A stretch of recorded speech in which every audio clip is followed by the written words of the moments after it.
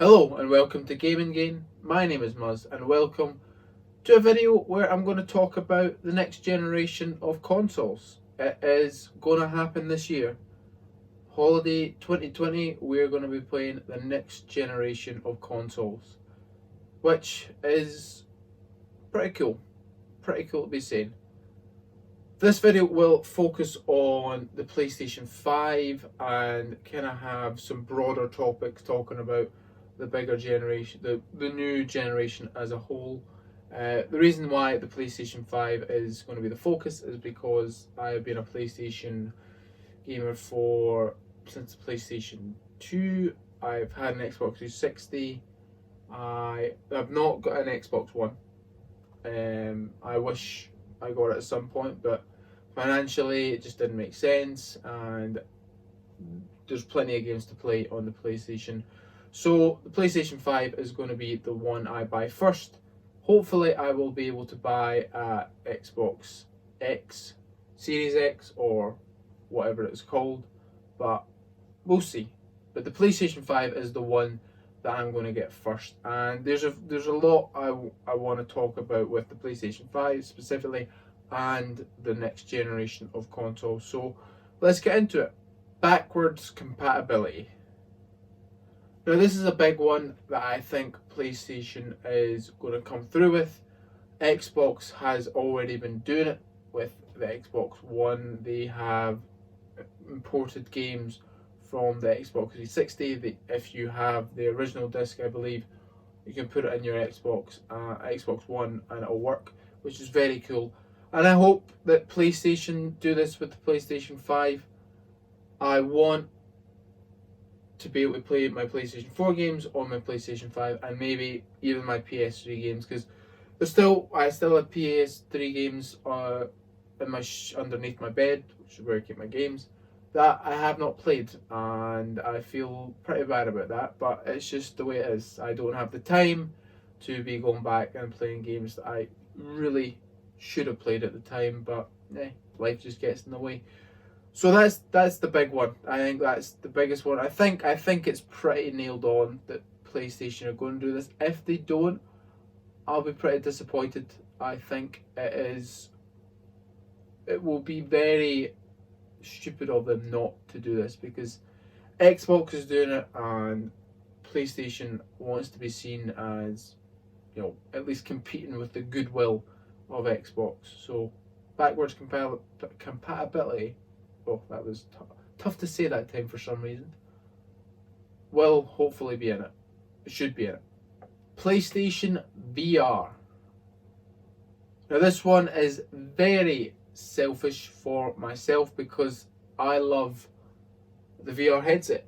I think it is a fantastic piece of equipment, fantastic piece of gaming, and if you've seen my Beat Saber video, I think that VR gaming is potentially the next step in entertainment, let alone gaming.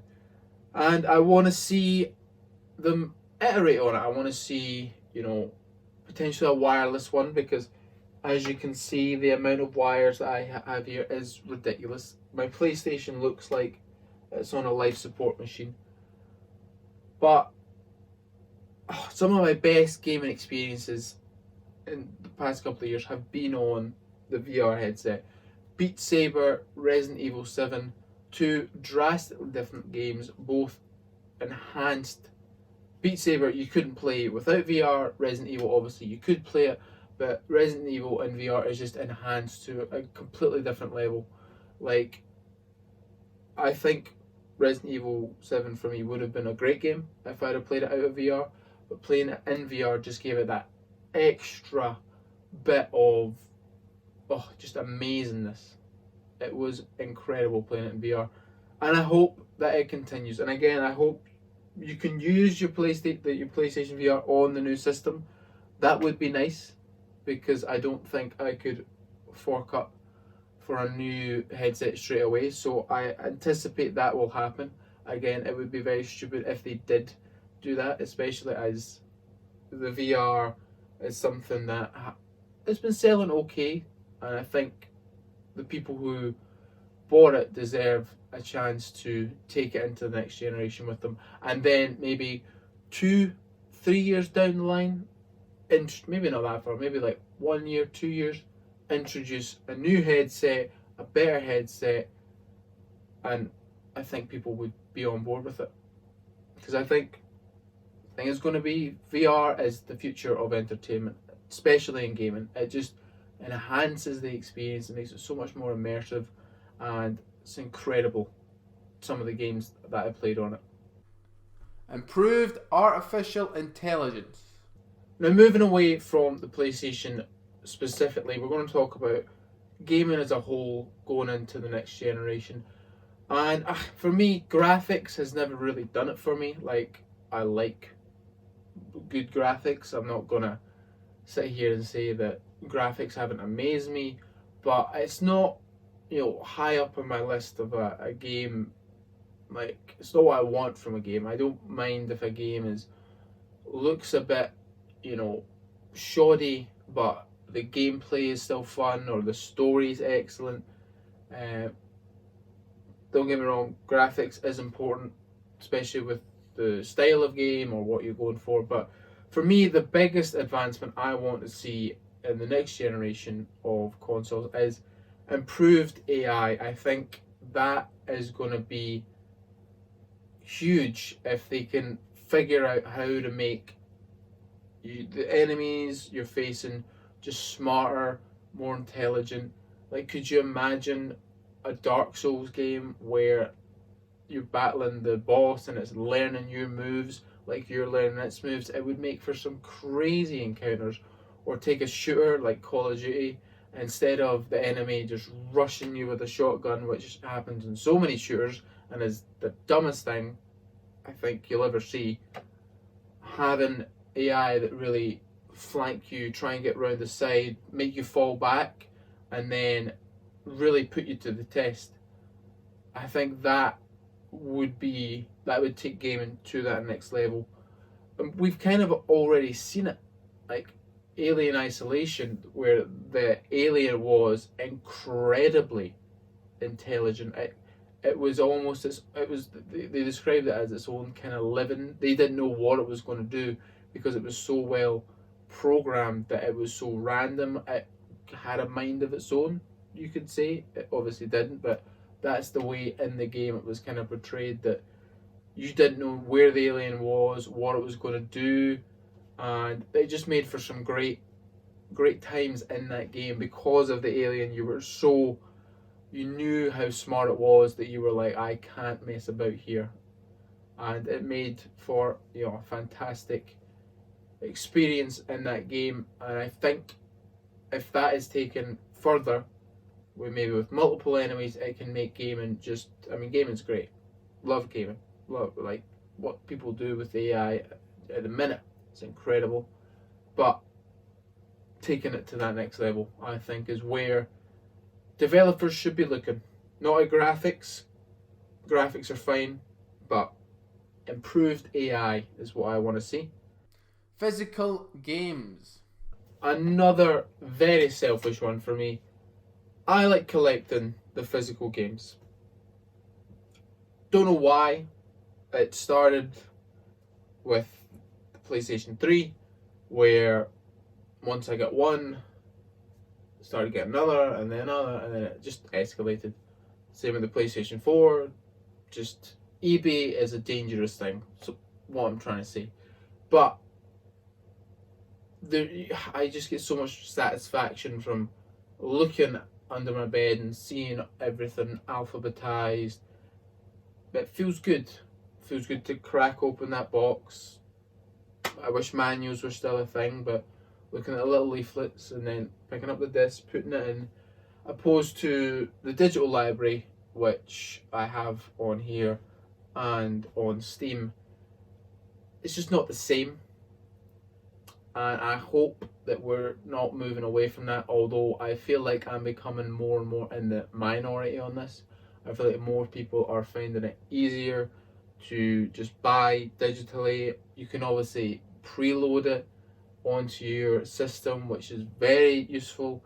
So I feel like I'm fighting a losing battle maybe. I feel like one day it could, hopefully not, but I could see it going all digital, maybe like a streaming service, which would be a great idea and a great way to save money. But for someone like me who likes to collect the boxes, discs, I hope that it sticks around just a little bit longer. So I'm hoping that um, the physical discs don't go away, because I'm strange and like to collect them, is what I'm trying to say. Less live service games. Now this one is, I'm trying not to go too much on a rant here, because live service games have their place, and if you don't know what a live service game is, it's essentially a game that wants you to play it continuously. Something like Destiny, where they keep updating the content. Fortnite is a one of the biggest one. Apex Legends. They're all done in different ways. Division, Ghost Recon, the Wildlands that came out. These are all examples of games that are considered live service, where they want you to play, like come back daily, keep playing it, and they want you to make it that your game that you're going to play for a long time, which is, understandable. It makes them more money, and if you're enjoying it, you're getting a lot out of the game. However, there's becoming too many of them, and they're not done well. And you look at something like Anthem. Anthem is the prime example of a live service that just doesn't work. They made a game that essentially was not of the original idea, in terms of what they showed, or when the promotion was not representative of the final game, which big points off there. But I've not played Anthem. I've watched a lot on it, read a lot on it, and it just seemed like it was kind of a husk of a game that they were kind of expecting you to just wait until the content they were working on to come out. And I feel like that's the way with a lot of the live service games. The Division was kind of like that, like a husk, and then it became Division 2 was better. What else was like this? The better examples are Fortnite and Apex. But they're not kind of story focused. They're more just competitive multiplayer, which I think works better for these types of games. Look at Rocket League, which is one of the biggest ones as well. That would be considered a live service game, but it's not. It's not. It's competitive. Like it's a multiplayer game. You can play it for 5 minutes to an hour, and it's just a good time. However, the ones that I am having issue with is the ones like the Division, Anthem, where, and don't, this is not a critique against anyone who's playing them. I just because I don't like them doesn't mean that other people won't like them. But what we seen with Anthem was just a complete failure. You cannot expect people to put hours into this game if you're not going to make content that's worth playing. And I think that's what a lot of live service games do. They don't actually know what players want from a live service game. Is that they want, decent loot, repetitive missions, but they keep getting better loot. And I just think it's just not my kind of game. That's what I'm trying to say. And I hope that we see less of them, because I think there's only so many you can put out.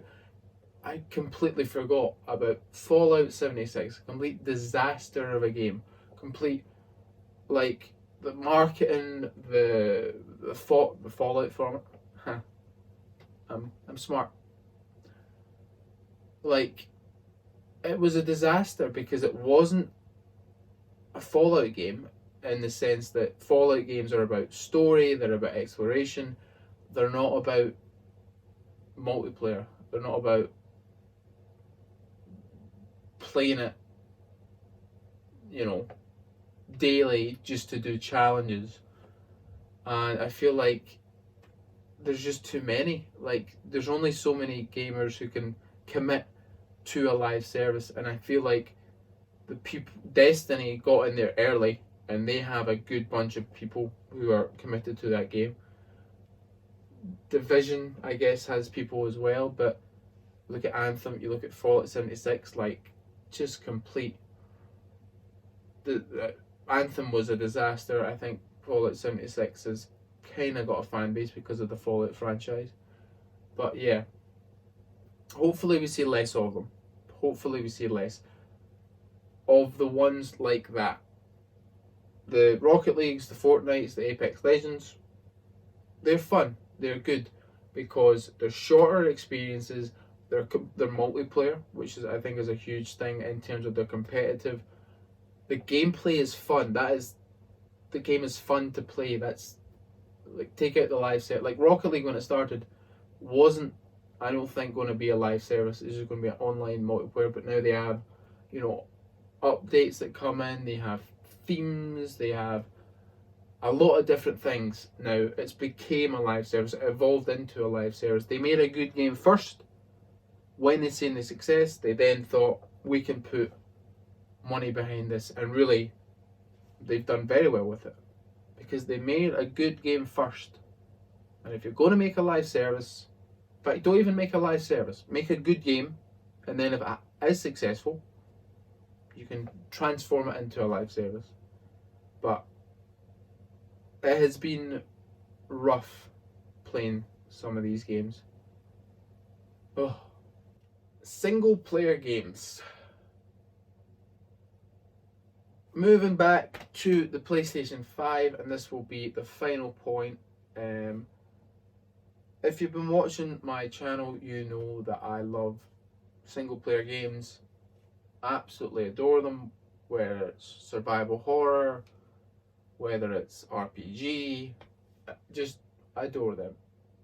PlayStation has done a great job this generation of providing amazing single player experiences. You think about God of War, you think about Spider-Man, Horizon. There's so many amazing single player games in the PlayStation catalog, and I hope they keep this going. I think they will. I have no reason to worry about this. Honestly, I just want to mention it. I think PlayStation has, since the latter half of the PlayStation 3 era, just been producing hit after hit, especially with single player games. That being said, I would like to see them try their hand at maybe a new shooter, a new Killzone maybe. We had one at the start of the PlayStation 4, which was a good game. Really enjoyed the story, the campaign, and the multiplayer was fun. It was a fun multiplayer. But there was nothing really after. I guess they had the exclusivity with Destiny, which kind of filled a hole. So, but I want to see them come up with a few new IPs as well. I think I want a new God of War game. Last of Us Part 2, I think, will hopefully finish the story. I don't know. I mean, I'm not going to say no to a new Last of Us game. But I would like to see them kind of go outside their wheelhouse and try, something different. I'll try it. I bought Dreams. Looking forward to that coming out, actually. Comes out, is it this month? We're in February? Yes, I think it comes out this month.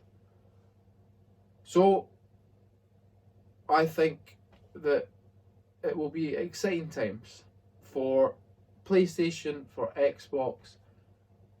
Xbox has been doing a lot of things well in the last 2 years, especially with acquiring great studios that I'm jealous that they got. But I'm not jealous because it'll be great for gaming. PlayStation will finally have some decent games to go up against. I'm speaking as if they're rivals. This is great. Like, I don't know why I'm speaking as if they're like I'm on a side. I love PlayStation. I love Xbox. Halo is by far and away one of my best gaming series. I love the Gears games that I played. I've not played 4 or 5 because they were on the 1. But it's just going to be a great time for gaming. This next year, like, we're back in PlayStation 3 towards in Xbox 360. There was talk of, oh, console gaming's dying and all that. And I was like, surely not. And it's not. It's just not. You can clearly see with the sales of the Nintendo Switch, Xbox, and PlayStation, it's very much alive, and it will only. It's the biggest media, it's the biggest form of media in the world at the minute, and it's only going to go on leaps and bounds, I think, from here. So I'm looking forward to it. PlayStation 5, Xbox X Series, whatever it's called. Got my Switch as well. Don't know if I get an upgrade to that. I don't really play it as much as I should. It's just because, again, time. Time is such a pain. Well, thank you for watching the video. If you would like to let me know what you think of my thoughts, if you have any of your own thoughts about PlayStation 5 specifically, or Xbox, or just the future generation in general. It is an exciting time to be in. Holiday 2020, we're going to be playing some new video game consoles. Unbelievable. Cannot wait. So excited. Love me some new tech, specifically gaming stuff. So very much looking forward to it. If you like the video, please like, share and subscribe to my channel. It would mean a lot. And any thoughts, comments, general hostile remarks, leave them below. Thank you very much.